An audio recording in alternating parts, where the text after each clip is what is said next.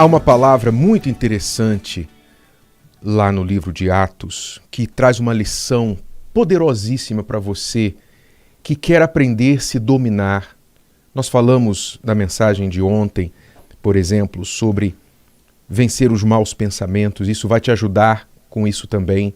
Mas não só para vencer maus pensamentos, mas para você ser líder de si mesmo. Líder de si, dar ordem a si mesmo. Porque você sabe, mesmo que você crê em Deus, você, mesmo crendo em Deus e tendo Deus como Senhor da sua vida, logo você deve obediência a Ele, mesmo assim você tem que dizer para si mesmo, obedeça a Deus. É muito importante você entender isso. Se eu não disser para mim mesmo, obedeça a Deus, eu não vou obedecer. Porque Deus não me obriga a obedecê-lo. Ele coloca as escolhas, ele coloca as opções diante de mim. A bênção e a maldição, a morte e a vida. Eu tenho que escolher. Então, mesmo crendo em Deus, mesmo chamando Deus de Senhor, se eu não escolher obedecê-lo, eu não vou obedecê-lo. Então, eu tenho que ser líder de mim mesmo. Eu tenho que dar ordens a mim mesmo.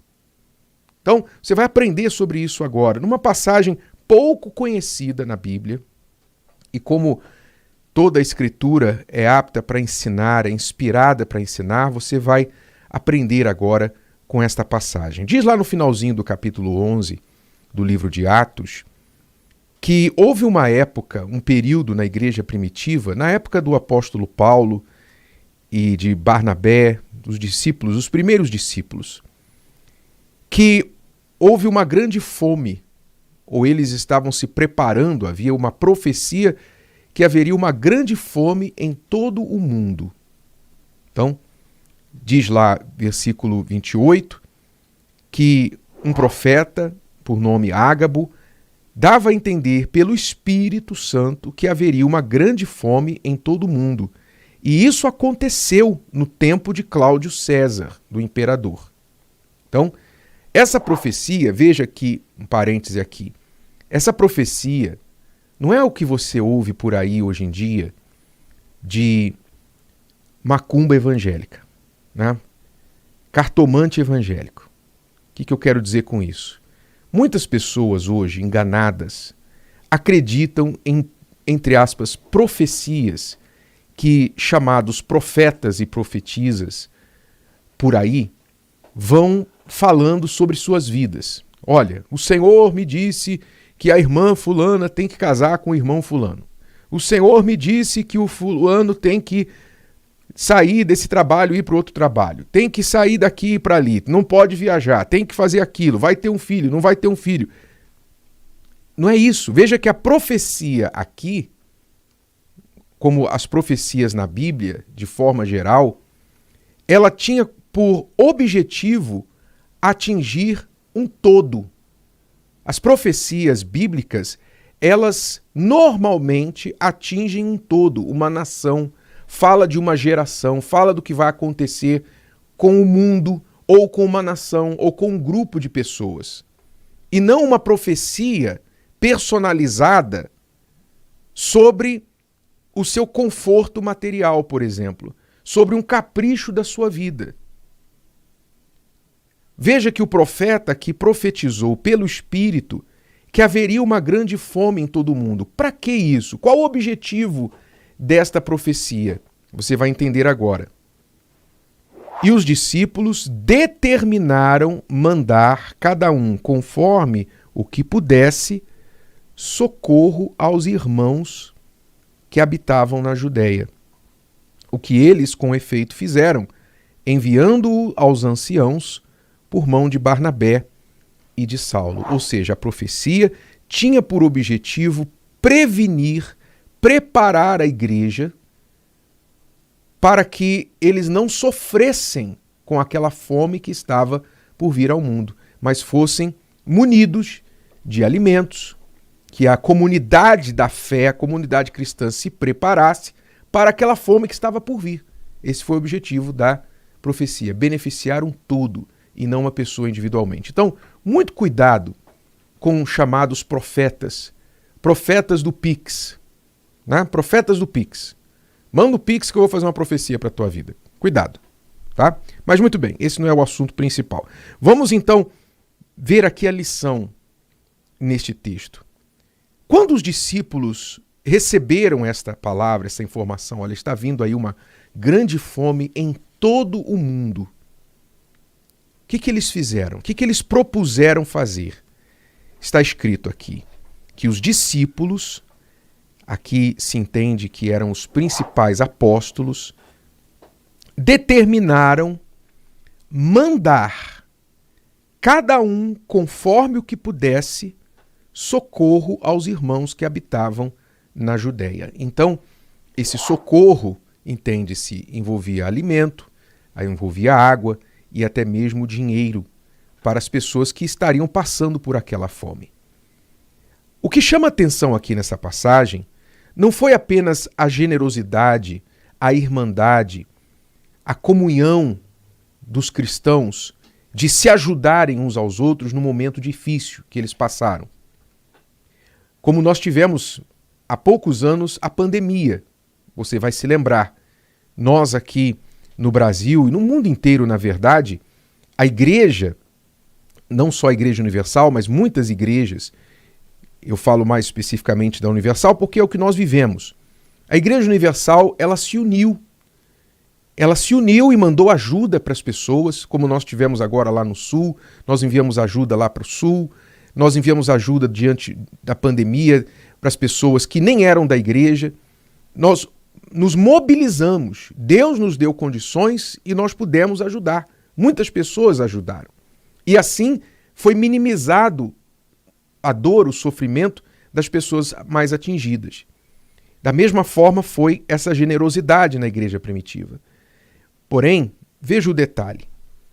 Diz o texto no versículo 29 que os discípulos determinaram mandar, cada um conforme o que pudesse, socorro aos irmãos.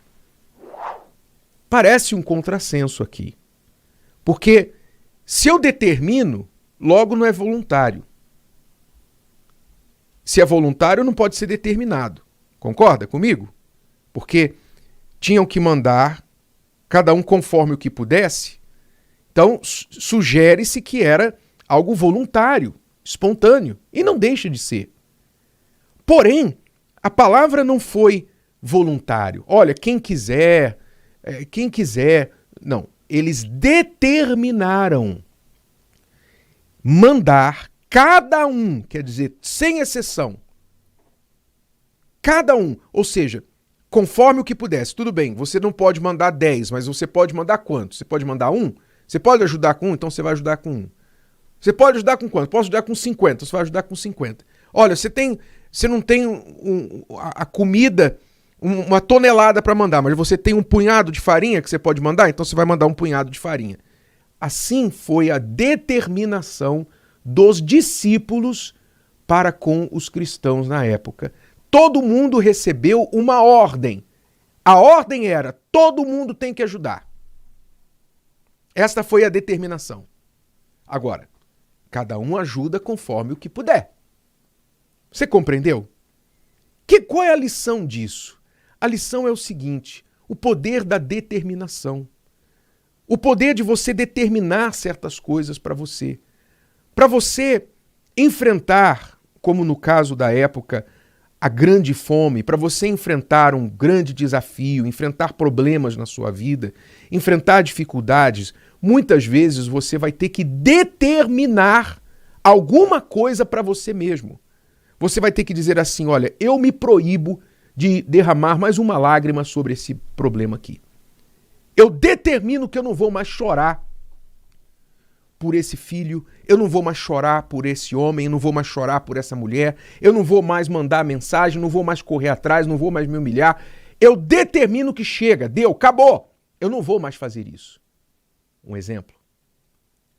Você determinar que você vai abandonar uma certa prática, um pecado, abandonar um comportamento que você sabe que é destrutivo para você e dizer, a partir de hoje, nunca mais eu coloco uma gota de álcool na minha boca, nunca mais eu coloco um cigarro na minha boca, eu não quero mais aquela pessoa na minha casa.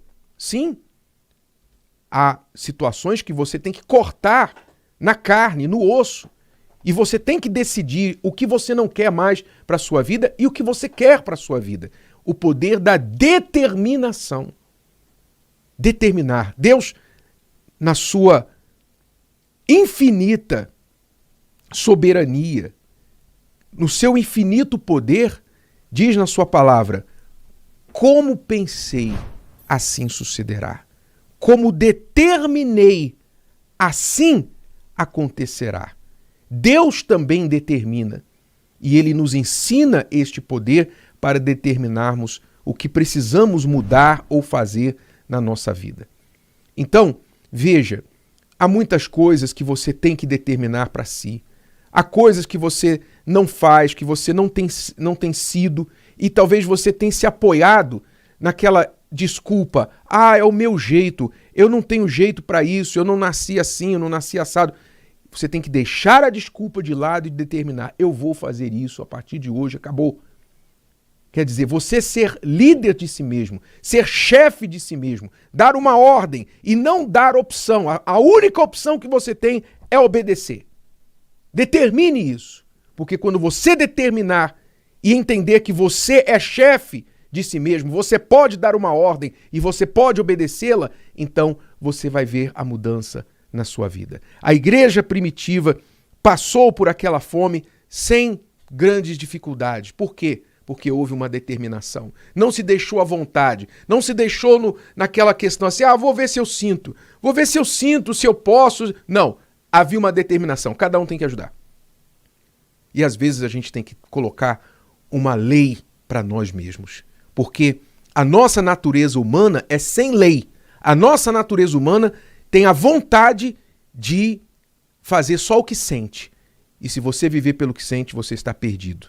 Você vai ser um fora da lei e vai ser uma pessoa destruída, derrotada. O caos vai se instalar na sua vida. Então aprenda e pergunte-se, o que é que eu preciso determinar para mim mesmo para mudar a minha vida a partir de hoje? Se o vídeo de hoje te ajudou, você conhece alguém que vai ser ajudado por essa mensagem, passe adiante. E se você ainda não inscreveu aqui no canal, inscreva-se agora. Até a próxima.